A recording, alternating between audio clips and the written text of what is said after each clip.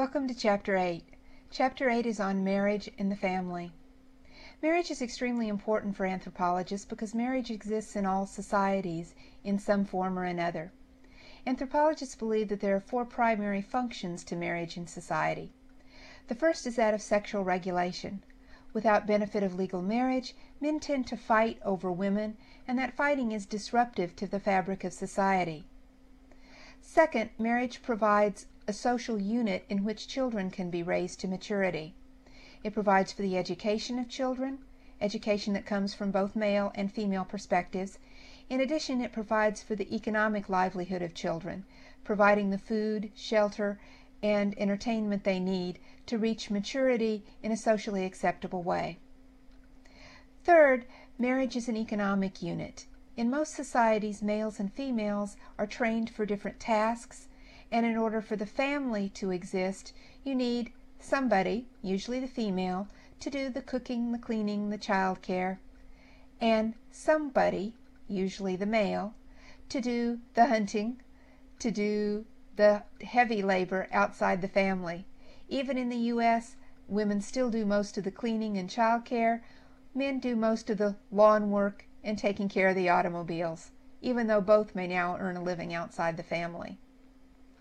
Finally, and certainly not least important from a societal perspective or a cultural perspective, marriage provides social ties, both within the culture and between cultural or tribal groups. Politically and economically, this has been one of the primary functions of marriage throughout the generations. Warring tribes, for example, frequently would look to a marriage between individuals as a way of establishing peace, because now both groups would have a vested interest in the child rearing and the maintenance of that family unit. In addition, from an individual perspective, it was helpful to be able to marry your daughter, for example, or your son, to someone who provided economically a compatible or complementary endeavor. If you were a rug manufacturer, for example, it might be helpful to have one of your daughters married to a merchant who trades rugs or who sells rugs. Another daughter might be married off to someone who, for example, might be a sheep farmer who produced excellent wool that you would like to have in order to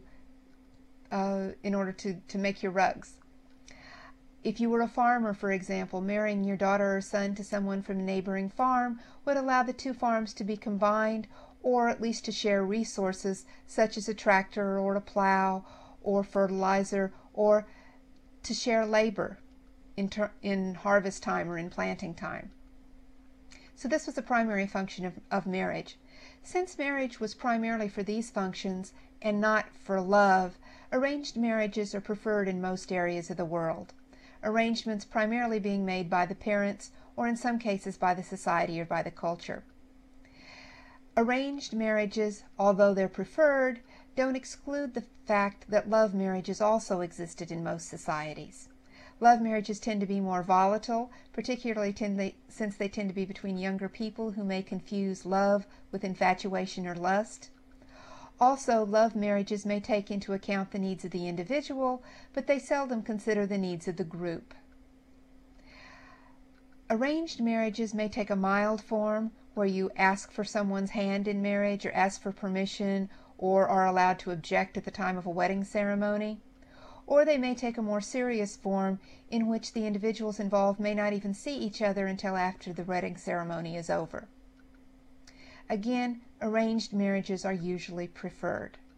Polygamous marriages are also usually preferred, although in most cases, in most societies, most individuals don't engage in polygamous marriages because they're simply too expensive. Arranged polygamous marriages are particularly important in societies where women do a lot of the work. Where women do a lot of the work around the household, having another woman available during times of pregnancy or childbirth is very useful to the family. In addition, since these marriages are arranged and not based on love, the jealousies are usually not the type that can't be handled. It's more like a workplace situation where you welcome somebody to share the workload with you. There still are jealousies if favoritism occurs. One wife is favored over another, or one wife's children are favored over another. similar to what you might have in a workplace if one worker got away with things that another worker couldn't get away with. The jealousy would be there, but it wouldn't be a major inhibition in order to the work being done. Finally, marriage provides an opportunity in most societies for males to dominate females legally. In many societies, men can legally beat and sometimes even kill their spouse. Even in this society, up until very recently, men could not be convicted of raping their wives because marriage gave you legal access to those sexual favors, even if the woman didn't want to have sex. In some societies, women traditionally have been put to death simply because their husband died and they no longer had a role as a wife within society. As you can see, marriage is a very complicated